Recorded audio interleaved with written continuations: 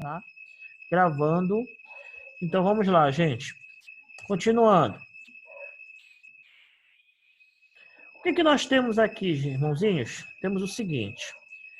Vamos falar um pouquinho da gratificação por serviço extraordinário. O que é importante que a gente tem que saber do serviço extraordinário? Primeiro, o serviço extraordinário ele está ligado à ideia da hora extra, né? A gente já havia comentado isso lá no cursinho, né? É a hora extra. Esse tipo de gratificação, né? Ela é uma gratificação, tá? Que a gente chama de gratificação temporária. Por que ela é temporária, professor? Porque você só vai receber se você ultrapassar a sua hora trabalhada. Como é que ela vai funcionar? Né? Ele vai ser remunerado com acréscimo de 50%, né? Em relação à hora, em dias normais, né? Em dias normais, ok? Com coordenação motora. E 100% domingos e feriados, tá? E como é que isso é feito? Vamos para cá, para a nossa outra tela, que eu vou mostrar para vocês como é que ela funciona, né? Vamos para cá, vamos compartilhar aqui. Prestai-vos atenção aqui, irmãozinhos, preste atenção. Como é que funciona este tipo de gratificação?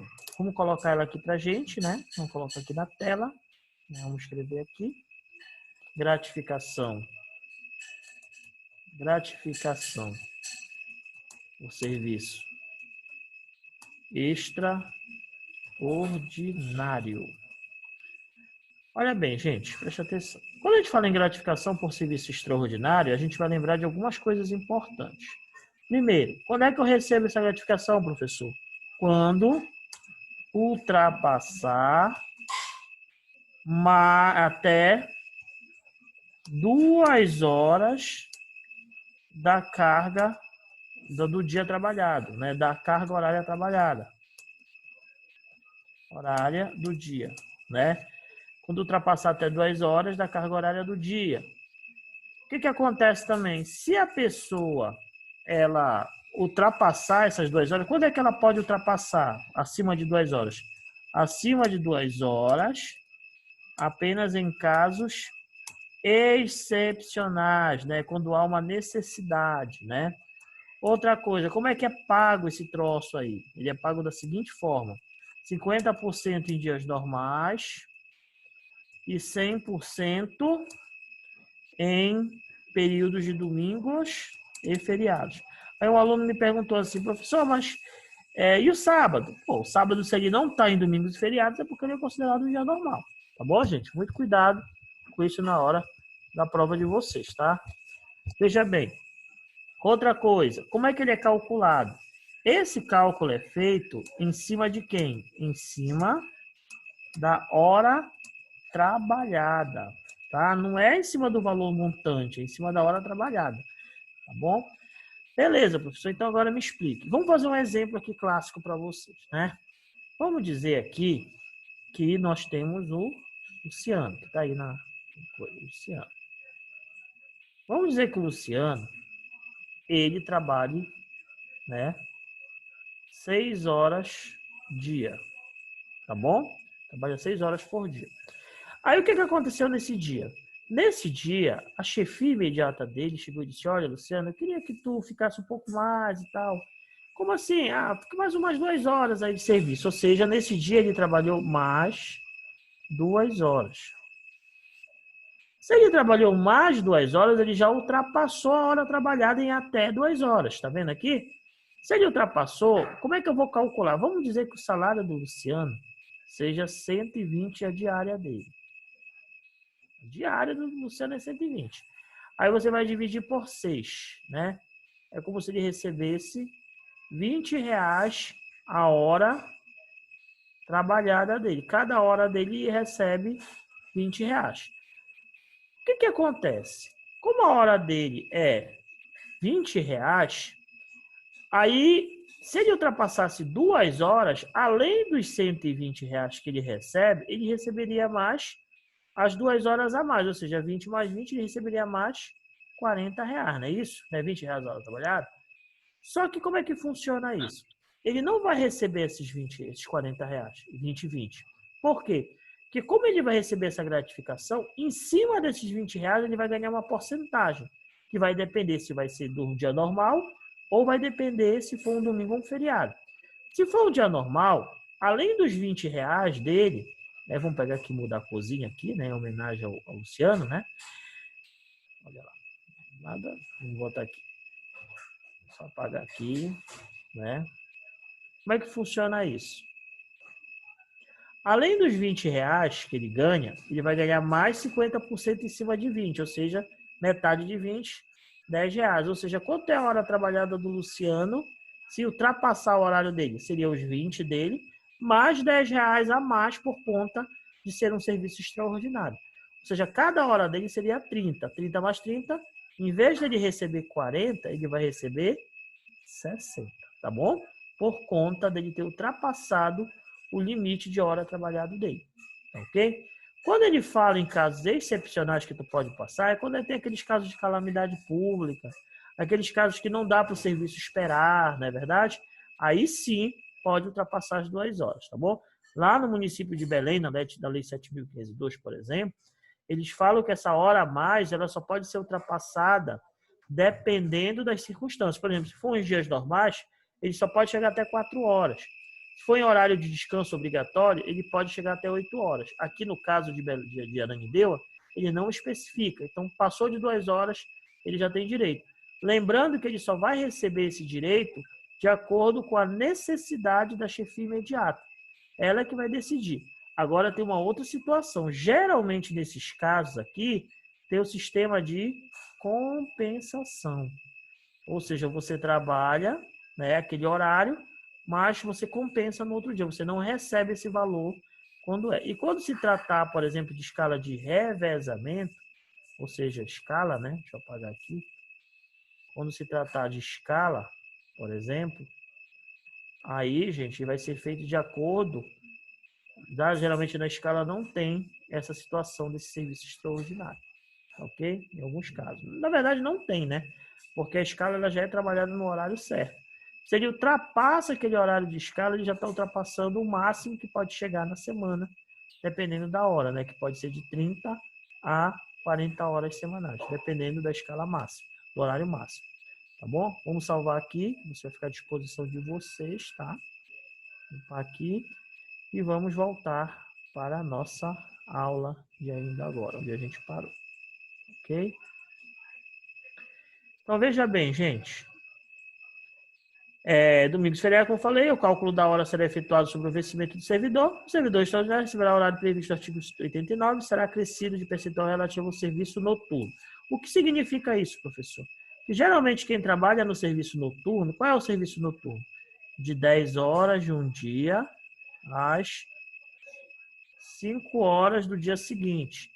Se ele ultrapassar o horário trabalhado dele dentre esses horários aí, além dele receber a porcentagem de 50% ou 100%, dependendo do momento, ele ainda recebe mais uma porcentagem em cima, que é o de serviço noturno, que chama de adicional noturno, tá bom? Vamos seguir aqui. Olha outra coisa interessante aqui. Somente será permitido o serviço extraordinário para atender às necessidades, situações excepcionais e temporárias, respeitando o limite máximo, como a gente falou ainda agora, de até o quê? 2 horas diárias. Observado o disposto do artigo 55, parágrafo 4º. O serviço extraordinário previsto nesse artigo será precedido de autorização de quem? Estou falando agora? Da chefia imediata, que ela vai ter que justificar o fato. Optando pela administração pública pela, olha lá, compensação de horários, tá? E não será, prevista no parágrafo 5º, não será concedida a gratificação, ou seja, se ele compensar o horário, ele não tem direito a essa gratificação em dinheiro, tá bom? O exercício do cargo em comissão, bem como a função de confiança, exclui esse serviço. Por que ele vai excluir, professor? Porque o cargo em comissão ela vai receber uma gratificação, que é a gratificação por regime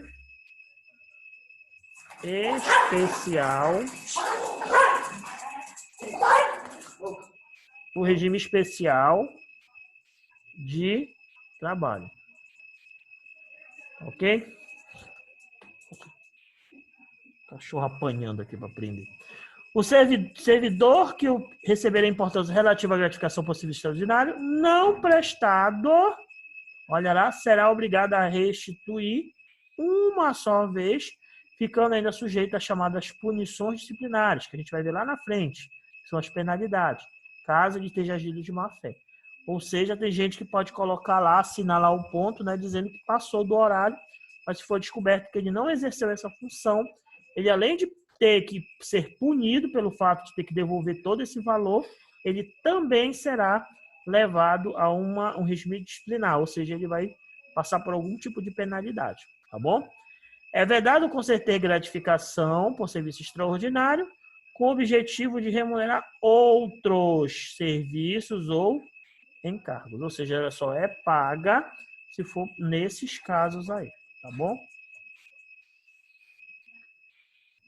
Adicional por tempo de serviço. O adicional por tempo de serviço é vantagem permanente calculada sobre o vencimento do cargo efetivo adquirido em razão do transcurso de 5 anos. O que é esse adicional, tio Daniel?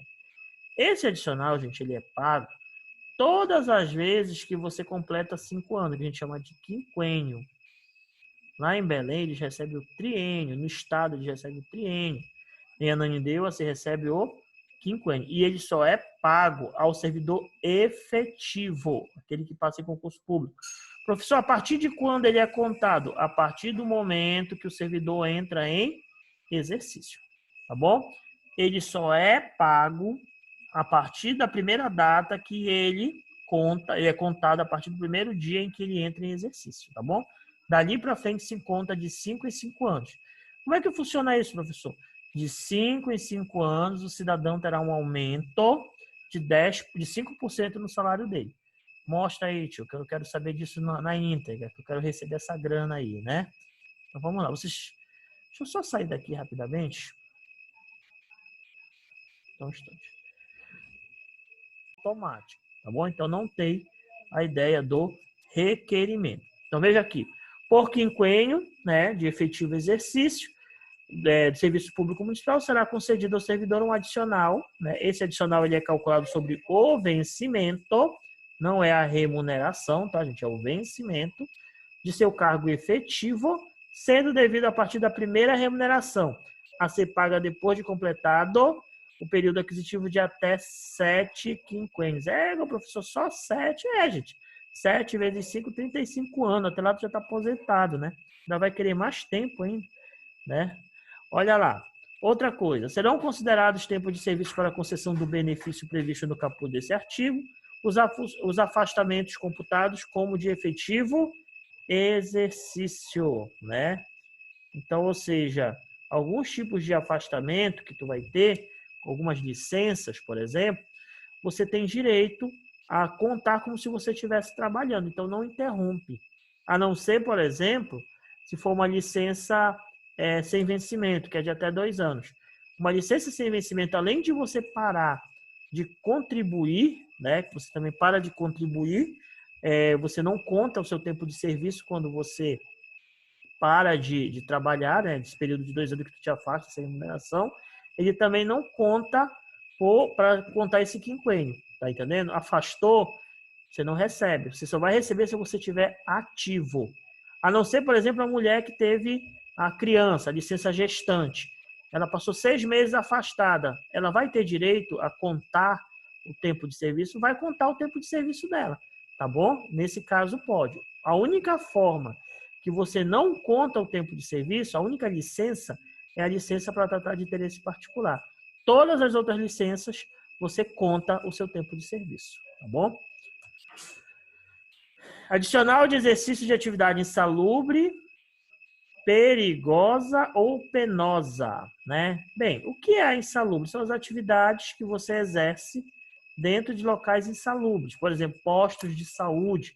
Você corre risco de saúde, né? Você corre o risco, por exemplo, de pegar uma tuberculose, uma hanseníase, né? Uma doença qualquer. Então, um COVID, né? Então, ou seja, pelo fato de você estar lidando com atividade insalubre, você tem direito a receber uma porcentagem. Essa porcentagem ela varia de 10% a 40%. Então, a insalubridade você recebe até 40% sobre o seu vencimento, tá bom? Outra coisa que você faz como atividade insalubre, as pessoas que trabalham com raio-x, por exemplo, né? Os técnicos em radiologia, eles recebem o valor máximo de 40%, até pelo fato de eles estarem lidando com substâncias radioativas, né? E isso é perigoso. Então, eles não precisam fazer um cálculo, como é feito em algumas profissões pelo médico do trabalho, né? Ele já tem, através até mesmo do regimento deles, esse direito de receber 40%. Inclusive, eles têm direito a 2 férias de 20 dias, né? Eles são calculados por semestre, e são feitos exames periódicos de 6 em 6 meses para saber como é que está a taxa de radioatividade no organismo deles, né? Ou substâncias tóxicas. Então, os servidores que trabalham com habitualidades em locais insalubres ou em contato permanente com substâncias tóxicas, radioativas ou risco de vida, fazem jus a um adicional sobre também quem, gente? O vencimento. Ó. Se perguntar para vocês, é sobre o vencimento. Os percentuais relativos aos adicionais tratados nessa substância são definidos por normas, olha lá, regulamentadoras do Ministério do Trabalho. Se cair na tua prova, o Ministério é do Trabalho, tá? Os casos omissos serão estabelecidos em decreto, não é portaria, de iniciativa do Poder Executivo, ou seja, do prefeito. O servidor que fizer jus a mais de 2 adicionais, ele vai ter que escolher um deles. Como assim, professor? Por exemplo, o guarda municipal, ele trabalha dentro de um posto, por exemplo. Ele vai receber, ele poderia ter direito à insalubridade e poderia ter direito à periculosidade. Exemplo, ele pode pegar uma doença ou pode levar um tiro, né? Mas ele pode receber os dois? Não, ele vai ter que escolher. Ou ele vai receber a insalubridade ou ele vai receber a periculosidade. Agora, é claro, né? Eles vão receber a periculosidade pelo fato de ser um valor maior, né? A porcentagem da periculosidade pode chegar até 100% do vencimento. E a da insalubridade só até 40%, tá? Sendo vedado o recebimento acumulativo dessas duas, você só pode escolher um. O direito adicional de insalubridade, periculosidade e penosidade cessa com a eliminação das condições ou dos riscos que deram a sua concessão. Foi uma pergunta ainda agora que foi feita na de Belém, né? O problema, por exemplo, a gestante, ela não pode atuar, né? A gestante lactante aqui da mama, ela não pode atuar dentro de uma atividade insalubre ou perigosa, porque ela tem risco da criança, né? Dela pegar uma doença e passar para a criança, dela levar um tiro, por exemplo, e passar para a criança, né? Matar a criança. Então, ou seja, o que eles fazem? Quando essa pessoa ela chega nesse estágio de gestação, né? Ela é afastada. Ela é afastada do cargo, né? Para poder não estar mais nessa função até o período em que ela retorne. Claro que mesmo com o retorno dela após a licença dela, ela ainda vai estar amamentando, provavelmente. Então, ela só vai retornar ao cargo depois que ela der a mama, né? Terminar de dar mama para a criança. Aí sim, ela vai poder retornar ao serviço insalubre dela, né? Que ela receba a insalubridade. Só que o período em que ela estiver afastada, né, dessas operações, né, ela deixa de receber o adicional, tá, gente? Ela só vai receber o adicional enquanto ela estiver atuando. Se ela não estiver atuando, ela vai deixar de receber. Haverá permanente controle de atividade de servidor em operações ou locais considerados penosos, insalubres ou perigosos. Dizem eles, né? Mas tudo bem, isso não acontece. A servidora gestante ou lactante será afastada enquanto durar a gestação e a lactação, ó, tá? Das operações de locais previstos nesse artigo, exercendo suas atividades em local salubre e em serviço não penoso e não perigoso. Então, ela não vai receber, tá bom? Só vai receber quando ela retornar. Na concessão dos adicionais de insalubridade, periculosidade ou penosidade, serão observadas situações específicas também pelo Ministério do Trabalho. É o médico do trabalho que vai especificar isso, ok? Os locais de trabalho e os serviços que operem com raio-x ou substâncias radioativas devem ser mantidos sob controle permanente, de modo que as doses de radiação ionizante não ultrapassem o nível máximo previsto na legislação própria. O que é radiação ionizante, né? Vamos falar um pouco de física aqui, né? Às vezes o cidadão, né, ele tem os tipos de radioatividades, né? Dentre elas, gente, nós temos, por exemplo, a luz visível, que é essa luz que a luz do sol, né? Você observa que ela não é uma substância, por exemplo, a luz de casa, está sendo uma luz, ela não é uma substância ionizante, porque ela não tem como você estar em contato com essa luz da sua casa de você correr risco de pegar uma alteração nas suas células por conta disso. Mas, por exemplo, o raio-x, se você tiver muito contato com as atividades radioativas, elas podem o quê? Alterar as suas células. Você pode pegar um câncer, né? Pode adquirir uma doença por conta disso. Então, são chamadas de radiações ionizantes. Então, nesses casos, eles têm que estar fazendo permanentemente o controle dos locais onde eles atuam para que aquele tipo de situação não se submeta a uma situação perigosa para as pessoas que atuam dentro daquela área, né?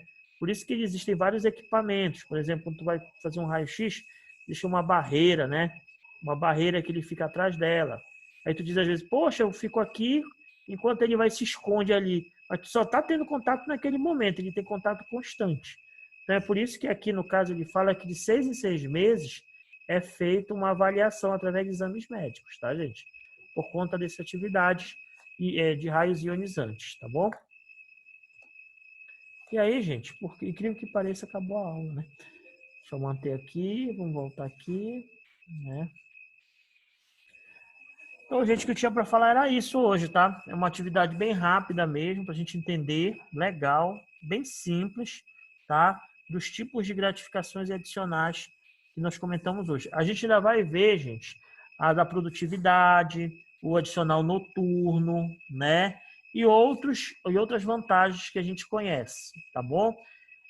Na próxima aula, que é quarta-feira, a gente vai continuar uma aula que eu gravei para vocês na sexta-feira, que é a aula de referente à questão da regra de 3, simples e composta. Então, quem tiver dúvida, é bom você assistir a aula,